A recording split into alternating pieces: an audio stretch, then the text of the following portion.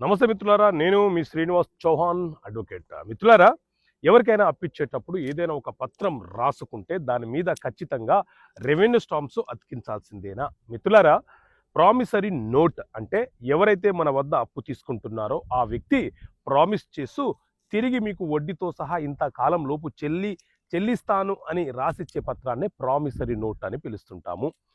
ఎవరైనా సరే మన వద్ద అప్పు తీసుకున్నప్పుడు మనము ఆ అప్పు పత్రాన్ని బాండ్ పేపర్ మీద రాయవచ్చు, తెల్ల పేపర్ మీద రాయవచ్చు, లేకపోతే ప్రామిసరీ నోటుకి సంబంధించిన ఒక ఫార్మట్ ఉంటుంది, అందులో కూడా రాసుకోవచ్చు. అయితే బాండ్ పేపర్ మీద రాసినప్పుడు రూ. 50 కావచ్చు, రూ. 20 కావచ్చు, రూ. 100 బాండ్ పేపర్ మీద రాసినప్పుడు ఎలాంటి రెవెన్యూ స్టాంపులు అతికించవలసిన అవసరం లేదు. ఎందుకంటే అది ఆల్రెడీ స్టాంపెడ్ పేపర్ కాబట్టి.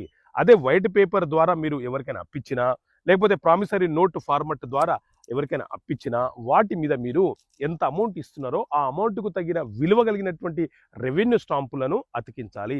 అతికించి దాని మీద ఎవరైతే అప్పు తీసుకుంటున్నారో ఆ వ్యక్తి యొక్క సంతకాన్ని అడ్డంగా అంటే క్రాస్డ్ సిగ్నేచర్ తీసుకోవాలి.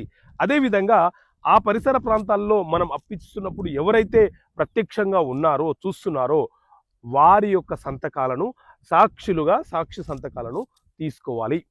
ఇలా తీసుకున్నప్పుడు ఆ ప్రామిసరీ నోటు 3 సంవత్సరాలు చెల్లుబాటు అవుతుంది. 3 సంవత్సరాల లోపు మనము తిరిగి అతను చెల్లించకపోతే రికవరీ